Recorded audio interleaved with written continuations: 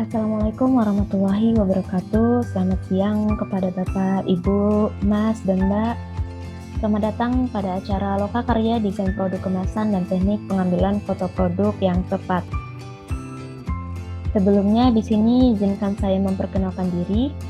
Perkenalkan, nama saya Ataya dari Subunit 3 KKN PPM UGM tahun 2021. Di sini kita akan membahas tentang dua subtema. Yang pertama tentang desain produk kemasan dan yang kedua tentang teknik pengambilan foto produk. Lanjut saja kita masuk ke tentang desain kemasan produk.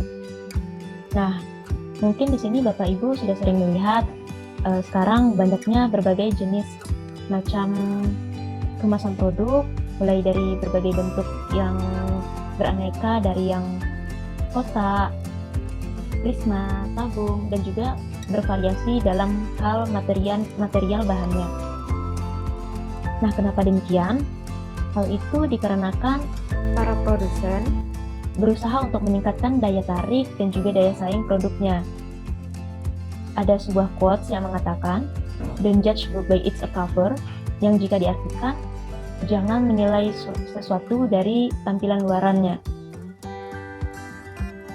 Tapi dalam dunia marketing, di mana first impression merupakan kunci dari segalanya, di mana kesan pertama dapat mempengaruhi seseorang apakah mau membeli produk kita atau tidak. Lalu bagaimana cara kita untuk menarik perhatian tersebut dan memberikan kesan pertama yang baik? Nah, kita dapat mengetahuinya dengan tips dan trik yang akan kita bahas lebih lanjut. Sebelum lebih lanjut, kita akan membahas tentang definisi packaging terlebih dahulu. Definisi packaging pada dasarnya itu adalah bahan material yang membungkus barang konsumen, yang memiliki fungsi-fungsi tertentu seperti menampung, mengidentifikasi, menggambarkan, melindungi, menampilkan, mempromosikan, dan sebaliknya membuat produk dapat dipasarkan dan menjaganya agar tetap bersih.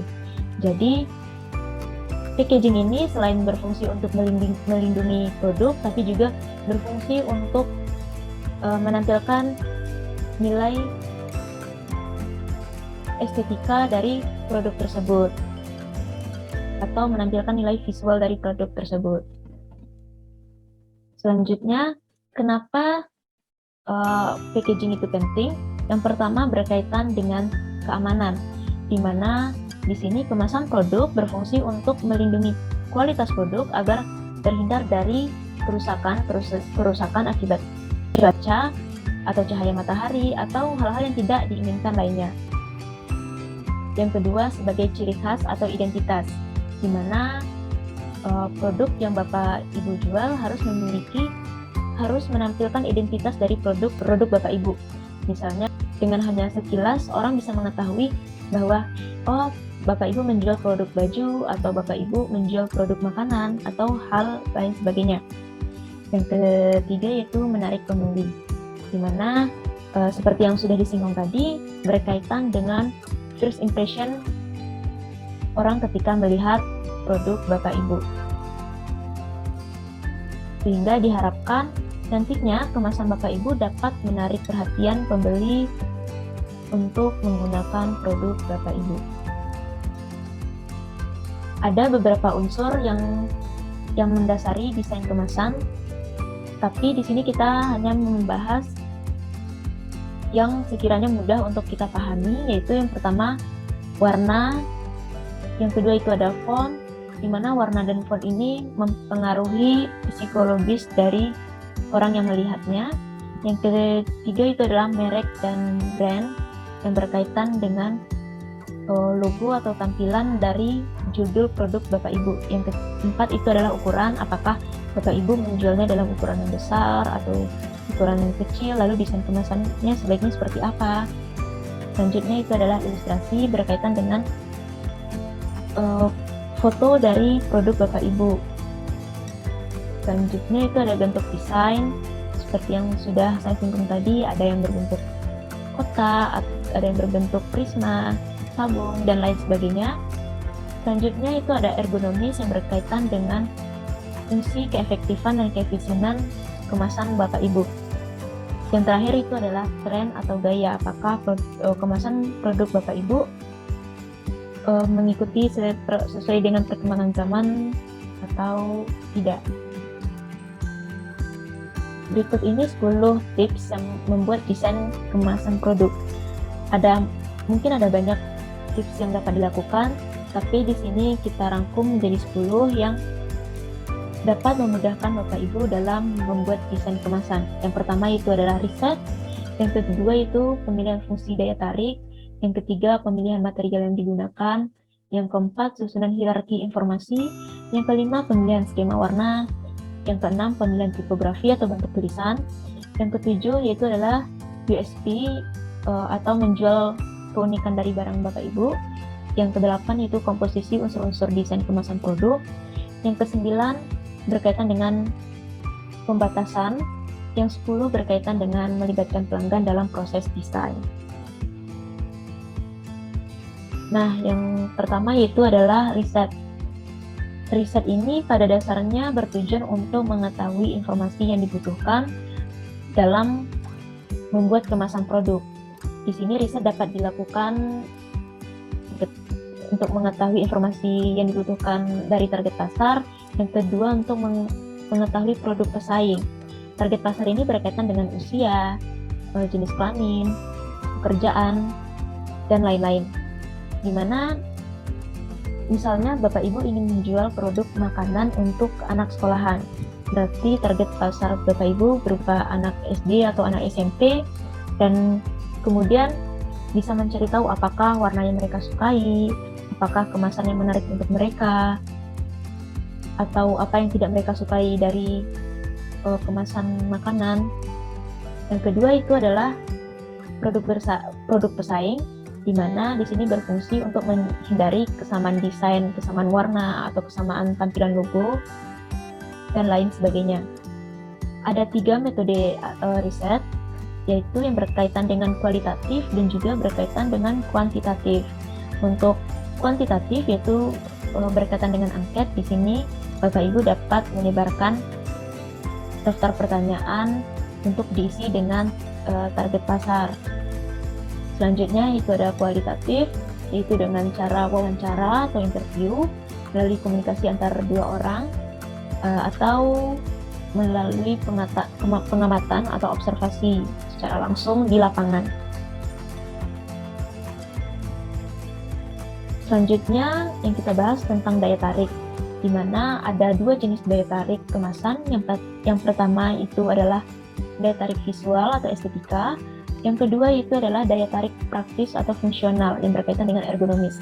Daya tarik visual ini nantinya berkaitan dengan nilai-nilai estetika seperti warna, tipografi, grafis, dan garis-garis lainnya yang memberikan kesan keindahan pada kemasan produk Bapak Ibu. Selanjutnya adalah pemilihan material kemasan. Ada berbagai macam jenis material kemasan, mulai dari plastik, kertas karton, kayu, aluminium, dan logam, kaca, yang nantinya memiliki nilai positif dan negatif tersendiri. Misalnya nilai positif dari material kaca merupakan kedap terhadap air tapi memiliki kelemahan mudah pecah, atau produk yang Bapak Ibu jual membutuhkan kedap udara yang tinggi dan tahan terhadap sinar matahari. Bapak Ibu bisa menggunakan aluminium, logam, bentuknya mungkin seperti kaleng atau jenis yang lainnya.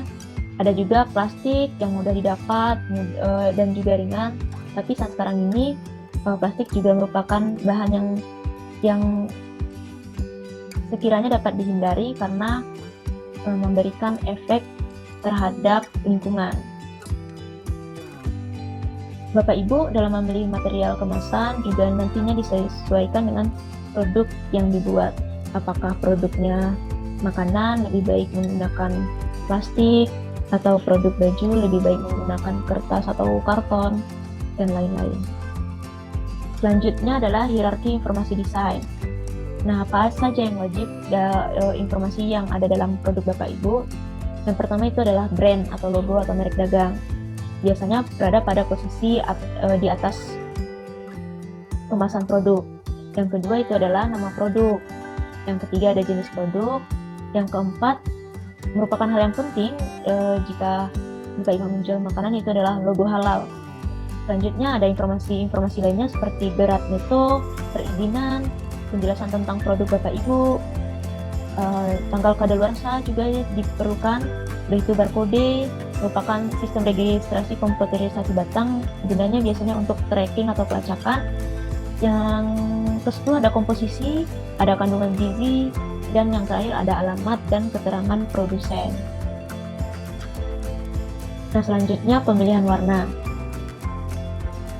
Pemilihan warna ini nantinya akan mempengaruhi psikologis dari orang yang melihatnya atau dari konsumen, di mana pemilihan warna ini nantinya diharapkan mampu menarik perhatian konsumen untuk membeli barang yang kita jual. Misalnya kita lihat dari contoh foto berikut ini merupakan logo produk minuman. Di sini pemilihan warnanya disesuaikan dengan identitas produk yang kita buat. Misalnya produk pisang menggunakan warna desain kemasannya kuning atau blueberry, desain kemasannya biru, sehingga orang ketika melihat pertamanya sudah mengetahui, oh ini produknya pisang, oh ini produknya cherry, atau produknya nanas. Nah, seperti itu. Juga pemilihan warna ini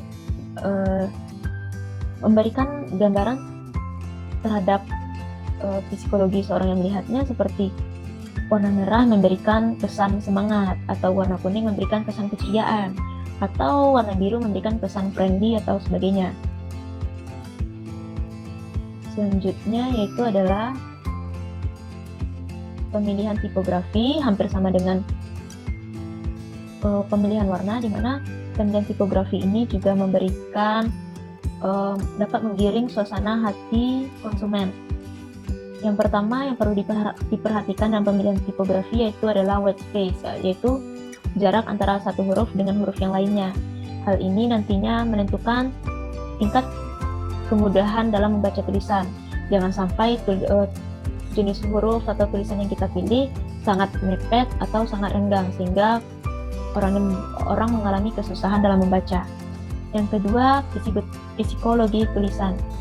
Jadi tulisan memiliki tipe face yang berbeda antara satu dengan yang lainnya, yang dapat mempengaruhi psikologis dari konsumennya. Misalnya tipe serif memiliki kesan tradisional, memiliki kesan nyaman, atau sans serif yang memiliki kesan modern, atau jenis lainnya seperti display yang memiliki kesan friendly dan modern, ada dengan strong. Nah, nantinya ini akan mempengaruhi pertimbangan konteks dan konsumen. Dua hal tadi mampu menggiring suasana hati konsumen. Font visual akan mempengaruhi kesan pertama dari suatu produk. Selanjutnya, unique selling proposition, yaitu proposition berkaitan dengan keunikan yang Bapak Ibu jual dari barang Bapak Ibu.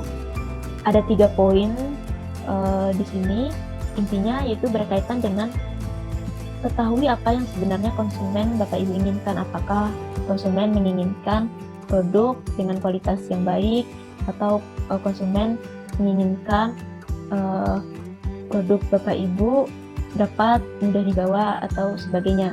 Yang kedua, ketahui motivasi konsumen saat membeli.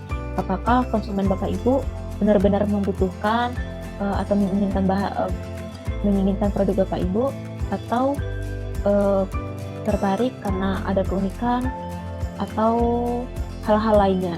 Selanjutnya, setelah Bapak Ibu mampu mengetahui tentang keunikan barang Bapak Ibu bisa mungkin membandingkan dengan kompetitor sebagai acuan apakah produk sudah memiliki kualitas yang baik, apakah produk sudah memiliki keunikan tersendiri, dan sudah layak untuk bersaing di pasaran. Untuk mengetahui USP ini ada berbagai cara, tapi di sini kita ringkas yang mudah untuk diimplementasikan. Yang pertama, berfokus pada kualitas produk, di mana produk yang Bapak Ibu jual sebaiknya dilakukan pengecekan secara berkala untuk mengetahui apakah kualitas produk masih dalam keadaan yang baik atau sudah perlu perbaikan dan lain sebagainya. Yang kedua yaitu menerima masukan berupa kritik, saran dari konsumen. Nah, ketika Bapak Ibu telah menerima berupa kritikan dan saran, selanjutnya Bapak Ibu dapat mengupgrade, meningkatkan kualitas produk Bapak Ibu atau memperbaiki hal yang perlu diperbaiki apa. Yang ketiga yaitu berkaitan dengan konsisten dan dinamis, di mana produk Bapak Ibu sebaiknya tetap menjaga nilai kualitasnya agar tetap konsisten dan dinamis, di mana kemasan Bapak Ibu dapat berjalan sesuai dengan perkembangan zaman, tidak hanya pada saat ini, tapi juga kemasan perlu dilakukan perbaikan untuk kedepannya agar sesuai dengan perkembangan. Selanjutnya berkaitan dengan pembatasan, di mana di sini berkaitan dengan hak cipta, yaitu misalnya di sini disediakan beberapa contoh seperti contoh logo BTS, Isuzu, Geprek Densu, I'm Geprek Densu, Mendoan, di mana logo-logo ini sebenarnya jika dalam skala kecil tidak menimbulkan permasalahan, namun jika digunakan untuk memproduksi secara besar dan mengglobal, nantinya akan dapat menimbulkan bahaya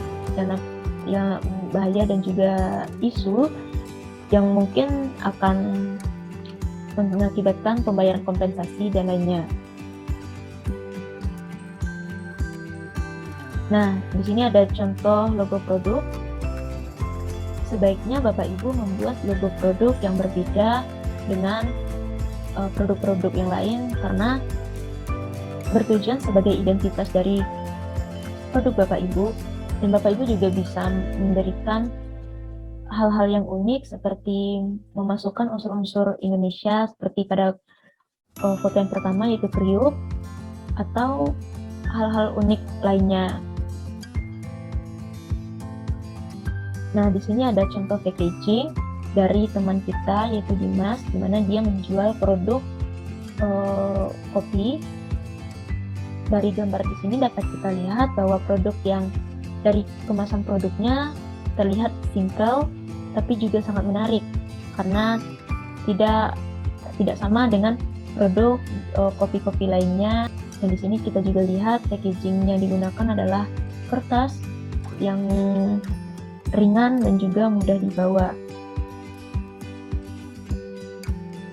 Selanjutnya yaitu adalah faktor yang mempengaruhi desain kemasan. Hampir sama dengan hal-hal tips di atas, di mana ada faktor pengamanan, ada faktor ekonomi. Dimana faktor ekonomi ini jangan sampai kemasan produk Bapak Ibu jual memiliki harga yang lebih mahal daripada produk yang Bapak Ibu jual. Maksudnya kemasannya jangan sampai memiliki harga yang lebih tinggi. Selanjutnya itu adalah faktor distribusi. Kemasan produk Bapak Ibu dapat menjamin dari tangan produsen ke tangan konsumen, baik itu dalam hal penyimpanan, pengiriman, dan lain-lain. Selanjutnya ada faktor komunikasi dan promosi, ada faktor ergonomis, estetika, identitas, dan faktor lingkungan. Selanjutnya, contoh makanan yang mengalami inovasi dan pengemasan kembali. Yang pertama di sini ada Lidi Geli, merupakan jajanan udah ada sejak lama, di mana biasanya kita menemukannya pada jajanan anak-anak SD di kantin-kantin sekolah.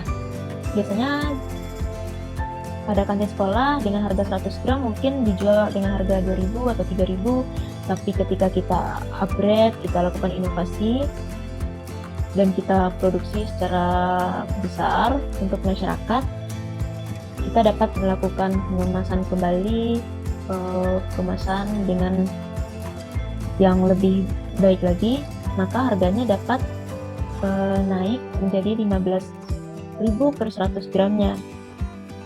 Jadi kita meningkat sekitar 2-3 kali lipat. Selanjutnya adalah Snazzy Boom, di mana produk ini menjual tentang harum manis atau rambut nenek yang dihargai dengan harga 20.000 per 60 gramnya. Selanjutnya yaitu adalah emping melinjo, di mana produk ini jika di pasaran memiliki harga yang 30 yang dikemas dengan plastik bening, tapi setelah dilakukan repackaging kembali, dikemas kembali dengan diberi inovasi, diberi judul, dikasih barcode, dan hal lain sebagainya, dapat meningkat menjadi 60 gram per 250, menjadi harga 60.000 per 250 gram. Nah, selanjutnya kita masuk kepada subtema yang kedua, yaitu tentang teknik pengambilan foto produk dan editing foto. Sebelum kita bahas tips dan triknya, kita alangkah lebih baiknya untuk mengenali terlebih dahulu apa itu foto produk. Jadi, foto produk itu merupakan salah satu bentuk pengiklanan, di mana tujuannya untuk mewakili dari produk tersebut. Di sini yang berperan sangat penting yaitu adalah fotografer, di mana dia harus menampilkan citra yang diambil dapat mewakili produk tersebut. Fotografer memainkan perannya untuk men-setting produk, komposisi gambarnya seperti apa, backgroundnya harus gimana, dan lain-lain. Tujuannya untuk apa? Yaitu untuk peningkatan penjualan dengan cara meningkatkan daya tarik pembeli. Hal-hal apa saja yang harus diperhatikan, yaitu diantaranya itu adalah pencahayaan. Jangan sampai kekurangan cahaya atau kelebihan. Yang kedua itu ada sudut. Yang ketiga ada tekstur, serta fokus objek itu sendiri. Nah, warna dan tekstur dari produk tersebut harus seluruhnya tampil di dalam gambar, sehingga menampilkan foto kemasan produk yang detail dan tajam. Selanjutnya itu adalah hal pencahayaan. Jumlah cahaya tidak boleh terlalu tinggi atau juga terlalu rendah, sehingga nantinya akan menjadi keseimbangan dalam foto tersebut. Tekstur juga harus terlihat secara alami, jangan sampai kita mengedit secara berlebihan. Nah, hal-hal apa saja yang perlu diperhatikan? Yang pertama itu adalah depth of field. Yang kedua itu adalah lens dispersion. Yang ketiga itu adalah angle composition. Yang selanjutnya akan kita bahas lebih detail lagi. Yang pertama depth of field, yaitu merupakan objek utama dengan latar depan dan latar belakangnya masih terlihat jelas. Jadi hal itu dinamakan dengan ruang tajam. Nah, biasanya itu digunakan untuk foto-foto produk otomotif seperti ban, lampu, knalpot, dan lain sebagainya. Selanjutnya itu adalah lens distortion, di mana itu adalah merupakan penyimpangan optik yang mengakibatkan foto produk seperti melengkung atau bengkok. Ada dua jenis. Yang pertama itu adalah wide, yang disebut dengan barrel distortion, di mana garis lurus menjadi melengkung dan keluar. Dan saat posisi yang kedua yaitu adalah tele, disebut dengan diffusion, garis lurusnya melengkung ke dalam. Hal ini sebaiknya dihindari karena dapat membuat objek menjadi tidak proporsional. Yang ketiga yaitu adalah pengambilan angle foto, di mana di sini dipengaruhi dengan kamera dan posisi pengambilan foto. Sebaiknya dalam pengambilan foto produk dapat terlihat secara keseluruhan dan terdapat menampilkan objek dengan jelas. Nah, setelah kita membahas tadi tentang apa-apa saja yang perlu diperhatikan, selanjutnya kita akan membahas tentang kesalahan apa saja yang sering terjadi dalam pengambilan foto produk. Yang pertama, produk tidak siap foto, di mana kondisi ini produk mengalami kerusakan atau juga dalam keadaan kotor sehingga tidak siap dalam keadaan foto. Yang kedua itu adalah setting yang tidak konsisten, di mana sebaiknya pada saat pengambilan foto produk yang sama, teknik yang digunakan juga sama dengan pengambilan lainnya. Selanjutnya itu background yang berlebihan. Hal ini mengakibatkan jika background yang diambil memiliki banyak atau ragam jenis, dikhawatirkan dapat mengecoh perhatian konsumen sehingga tidak fokus. Yang keempat yaitu adalah keseimbangan warna, di mana keseimbangan komposisi warna harus senatural mungkin sehingga menunjukkan produk itu apa adanya. Nah, tadi kita udah membahas tentang penjelasan dan teknik-tekniknya. Lalu tips dan triksnya seperti apa? Yang pertama, kita mencari lokasi yang mendapat sumber cahaya yang baik. Yang kedua, kita usahakan menggunakan latar belakang yang polos dan warna senetral mungkin untuk menjadikan gambar menjadi lebih fokus. Nah, yang ketiga yaitu adalah tipe pengambilan gambar. Apakah kita mengambil gambarnya flat lay dari atas atau dari depan secara vertikal. Nah, yang keempat itu adalah pengaturan komposisi gambar, ruang, serta tata letak. Jangan sampai produk yang kita foto memiliki kesan yang sangat ramai atau sangat ribet. Selanjutnya, perhatikan posisi kamera dengan posisi produk. Jika kita ingin mengambil gambar flat lay, maka kameranya dari atas, atau ketika kita ingin mengambil foto produk yang vertikal, kita dapat mengambilnya secara miring atau sejajar agar terlihat sesuai dengan keadaan aslinya, atau hal-hal lain sebagainya. Yang keenam yaitu adalah lakukan beberapa kali pengambilan percobaan dan nantinya digunakan untuk yang nantinya dapat memberikan beberapa pilihan. Berikut ini akan kita tampilkan bagaimana pengambilan foto produk.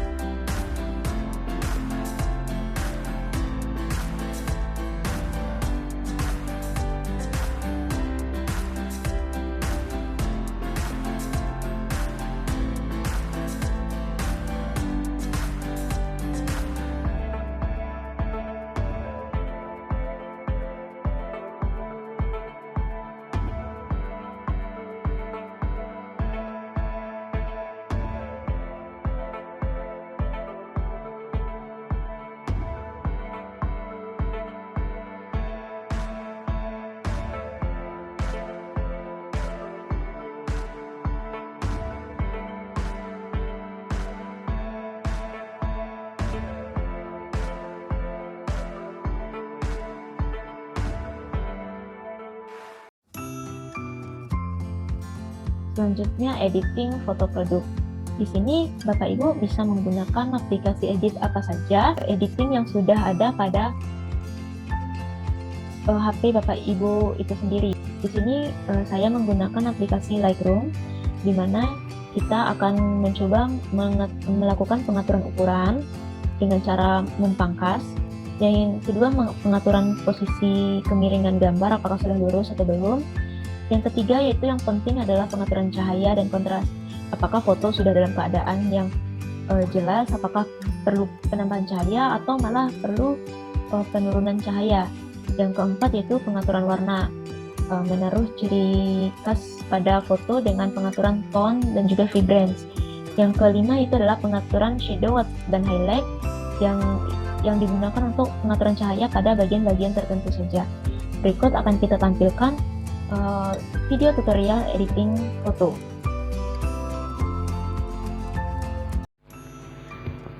Assalamualaikum warahmatullahi wabarakatuh. Selamat siang kepada Bapak Ibu semua. Kali ini kita akan mencoba menggunakan aplikasi edit foto. Bapak Ibu bisa menggunakan aplikasi edit foto apa saja, tapi di sini saya menggunakan aplikasi Lightroom. Pertama, kita buka aplikasi edit fotonya.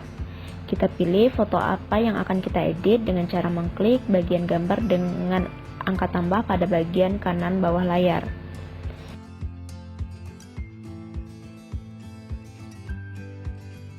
Lalu pilih foto yang akan diedit dengan cara diklik, kemudian pilih opsi tambah. Setelah itu, kita buka pada menu bagian semua foto dan pilih foto yang telah kita inputkan tadi. Selanjutnya kita amati apakah foto tersebut sudah dalam keadaan lurus atau belum. Jika belum, di sini kita dapat menggunakan tools pangkas dan kita dapat mengatur kemiringan pada foto dengan cara menggeser skala busur yang ada di foto. Di sini saya hanya memberikan contoh karena menurut saya foto yang tadi sudah dalam keadaan lurus, maka kita kembali pada kondisi sebelumnya. Setelah itu, apabila kita ingin mempangkas foto, kita dapat mengklik ikon pangkas dan kemudian memilih ikon versi asli. Lalu akan muncul pilihan ukuran yang akan dipotong. Di sini Bapak dan Ibu bisa memilih ukuran foto yang akan dipangkas yang telah disediakan oleh aplikasi atau juga dengan mengatur ukuran secara manual. Kita kembali pada kondisi sebelum dipangkas.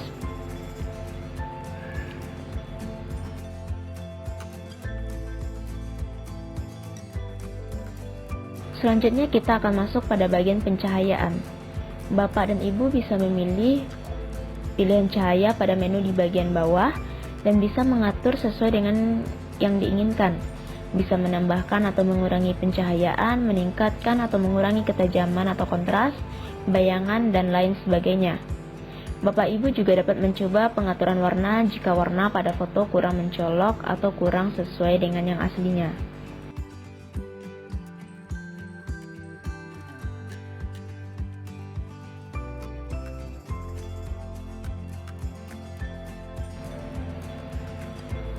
Nah, itu mungkin bagian-bagian penting dari editing foto. Bapak dan Ibu juga dapat mencoba menu-menu lainnya yang tersedia. Sekian video tentang pengeditan, semoga dapat membantu Bapak Ibu semua. Terima kasih. Assalamualaikum warahmatullahi wabarakatuh. Nah, selanjutnya kita akan melakukan perbandingan terhadap foto. Nah, pada saat kita memilih foto, maka kita akan memilih foto yang terbaik yang akan kita tampilkan untuk pengiklanan produk kita. Misalnya pada kondisi pertama, di mana produk terlihat blur atau tidak jelas, sedangkan pada kondisi kedua, produk sangat terlihat jelas. Yang kedua yaitu pengambilan gambar dengan menggunakan background atau juga tidak menggunakan background.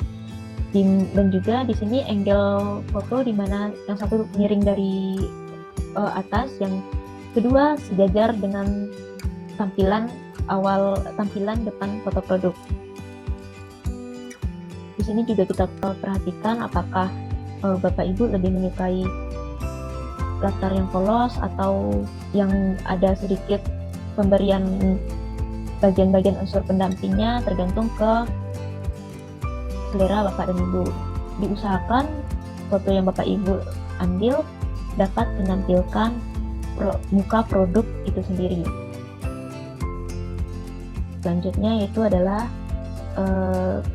komposisi produk atau pose produk Bapak Ibu.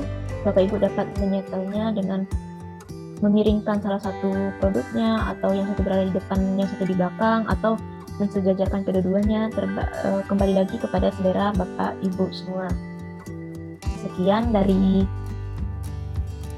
sosialisasi tentang desain kemasan produk dan teknik pengambilan foto. Diharapkan sosialisasi ini dapat mempermudah Bapak Ibu dalam melakukan desain dan teknik pengambilan foto. Saya Taya Syifa Widarana, mohon maaf jika ada kesalahan. Wabillahi taufiq wal hidayah. Assalamualaikum warahmatullahi wabarakatuh.